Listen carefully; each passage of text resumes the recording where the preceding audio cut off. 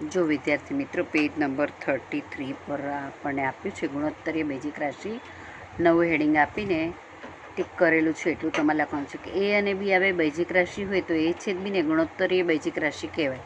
ગુણોત્તરીય basic રાશિને સાદરૂપ આપતી વખતે કરવી પડતી ક્રિયાઓ સરવાળો, બાદબાકી, ગુણાકાર, ભાગાકાર વગેરે સમય સંખ્યા પર થતી ક્રિયાની મુજબ જ થાય છે. બેઝિક રાશિઓ ભાગાકાર કરતી વખતે છેદ અથવા તો ભાજક શૂન્ય હોઈ શકે નહીં, તે યાદ રાખો. ચલો હવે આપણે ગીવન એક્ઝામ્પલનો પહેલો દાખલો જોઈએ. સાદરૂપ આપો. એની રકમ શું આપી છે આપણને? a² + 5a + 6 upon a² - a - 12 a - 4 અને a² છેદમાં -4. હવે આ દરેકે દરેક રાશિના આપણે અવયવ પાડવા પડશે, એ સિવાય આપણે દાખલો કરી શકીએ નહીં. તો જો પહેલી રાશિનું છેલ્લું પદ 6 છે તો 6ના અવયવ શું પડે? 3 × 2 = 6 અને વચ્ચેનું પદ +5 છે તો 3 + 2 કરે તો આપણે +5 મળે, એટલે બંને પાસે પ્લસની નિશાની આવે. તો છેલ્લે એના અવયવ તો આ જ પ્રમાણે, એટલે એ પહેલો અવયવ a + 3 અને બીજો અવયવ a + 2. ત્યાર પછી આ બીજું પદ જુઓ, આમાં છેલ્લું પદ -12 છે તો 12ના 4 તરી 12 એ બે અવયવ શા માટે આપણે લીધા? આમ તો 12 × 1 = 12, 6 × 12, 12 ને 1 13 થયા તો 12માંથી 1 જાય તો 11 રહે. વચ્ચેનું પદ -1 છે, બરાબર, એટલે એ પણ ન ચાલે. ત્યાર પછી 2 × 6 = 12 તો 6 ને 2 = 8 થાય અને 6માંથી 2 જાય તો 4 થાય, એ અવયવ બી ન ચાલે. એટલે 3 × 12 તો 3 × 12 અવયવ ચાલે. 4માંથી 3 જાય તો આપણે વચ્ચેનું પદ -1 મળી જાય. એટલે મોટી સંખ્યા પાસે માઇનસની નિશાની, નાની સંખ્યા પાસે પ્લસની. એટલે પહેલો અવયવ a - 4 અને બીજો અવયવ a + 3. હવે આ ઉપરની રકમ છે એના કોઈ અવયવ નહીં પડે, પરંતુ આ જે નીચેની બીજી રકમ છે ને a² - 4 તો એના અવયવ પડે ને. આ રકમ તો a² - b² રૂપમાં છે, એટલે અવયવ શું પડશે? a + b પહેલા કૌંસમાં અને બીજા કૌંસમાં a - b. તો અહીંયા આગળ શું આવશે? a + 2 પહેલા કૌંસમાં અને બીજા કૌંસમાં a - 2. તો આ રીતે લખ્યા બાદ જ્યાં છેદ ઉડતા હોય ત્યાં ઉડાડીને પછી આપણને જવાબ આ મળે છે. કેવી રીતે? તો જુઓ, a + 3 ઉપરના અને નીચેના આ બંને અવયવ ઉડી ગયા. સેમ વે બીજા કયા સમાન અવયવ છે? આ ને આ, તો આ બંને અવયવ ઉડી જશે. +2 a + 2 ઉપર અને a + 2 નીચે. તો શું બચ્યું? ખાલી 1/a - 2, એટલે ફાઇનલ આન્સર 1/a - 2. હવે આપણે બીજો દાખલો જોઈએ.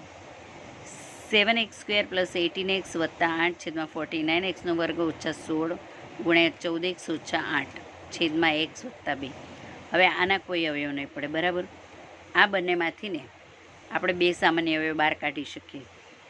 પછી અહીંયા આગળ ax² + bx + c ના રૂપમાં છે, એટલે આ બંનેનો ગુણાકાર કરીને પછી જે પદાવલી મળે એના આપણે અવયવ એવા પાડવાના કે જેના સરવાળો બાદબાકી કરવાથી આપણે વચ્ચેનું પદ મળે. તો આવો આપણે એના અવયવ પાડતા શીખીએ. જુઓ, 7x² + 18x + 8 7 × 8 = 56. જો એના મૂળ અવયવ પાડીને બતાવ્યું. 56 / 2 = 28, 14 × 2 = 28, 14 × 4 કરીએ તો 14 ને 4 18 થાય અને 14 × 4 = 56 બી થાય. બંને પ્લસ જ જોઈએ છે, એટલે બંને પાસે પ્લસની નિશાની. એટલે 7x² + 14x + 4x + 8. તમને આ અવયવ પાડતા આવડો છે તો જ તમે પેપરમાં દાખલો ગણી શકો. હવે આ બંનેમાંથીને 7 × 7 ને 7 × 14 અને xની નાની ઘાત x, એટલે 7x સામાન્ય અવયવ બહાર જાય. બહાર આપણે કાઢીએ તો અહીંયા શું બચે? 1x બાકી બચે. વત્તાની નિશાની 7 × 2 = 14 થાય, એટલે +2 બ્રેકેટ ક્લોઝ. હવે આ બંનેમાંથી 4 × 4 ને 4 × 2 = 8, એટલે 4 સામાન્ય અવયવ બહાર કાઢીએ. અહીંયા શું બચ્યું? x અને 4 × 2 = 8. હવે સામાન્ય અવયવ સરખા જે અવયવ છે એને આપણે બહાર કાઢી લઈએ તો બાકી બચ્યું બીજા કૌંસમાં 7x + 4. એ જ રીતે 49x² - 16, તો 49નું વર્ગમૂળ 7 ને 7x આખા કૌંસનો વર્ગ - 4 આખા કૌંસનો વર્ગ, એટલે આ a² - b², પહેલા કૌંસમાં a + b અને બીજામાં a - b. 7x + 4 અને 7x - 4. એ જ રીતે ત્રીજી રાશિ કઈ છે? આ 14x - 8. એ બંનેમાંથી ને બે સામાન્ય મેં તમને કીધું ને, 2 જાય તો 2 × 7 = 14, એટલે 7x - 4. અહીંયા આગળ x બરાબર દેખાતો નથી, આપણે કરી લઈએ -4, બરાબર. હવે આ બધા અવયવ આપણે રકમમાં લખીએ. 7x² + 18x + 8 (49x² - 16) કયા બે અવયવ આપણને મળ્યા ઉપર? x + 2 અને 7x + 4, બરાબર છે. પછી આના અવયવ શું મળે આપણે 7x+4 અને 7x-4. આ પદના અવયવ 2 ગુણ્યા 7x-4 અપોન x+2. સમાન પદ ઉડી ગયા.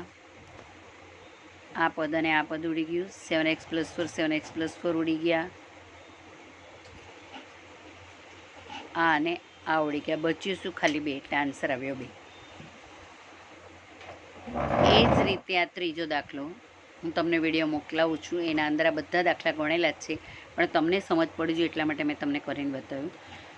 જો x² - 9y² એટલે x આખા કૌંસનો વર્ગ ઓછા 3y², a² - b² એટલે a + b અને a - b, પછી એનો x નો ઘન ઓછા 27y નો ઘન એટલે x નો ઘન ઓછા 3y આખા કૌંસનો ઘન, a નો ઘન ઓછા b નો ઘન એ પ્રમાણે અવયવ એટલે a - b ગુણ્યા a² + ab + b² પ્રમાણે અવયવ આવ્યા. એ લખ્યા બાદ જુઓ જે સમાન પદ હોય તે ઉડી જશે. આ અને આ પદ ઉડે ખાલી આટલું જ બાકી એટલે x + 3y પણ x² + 3xy + 9y². હવે આપણે મહાવરા સંગ્રહ 6.4ના દાખલા કરીએ.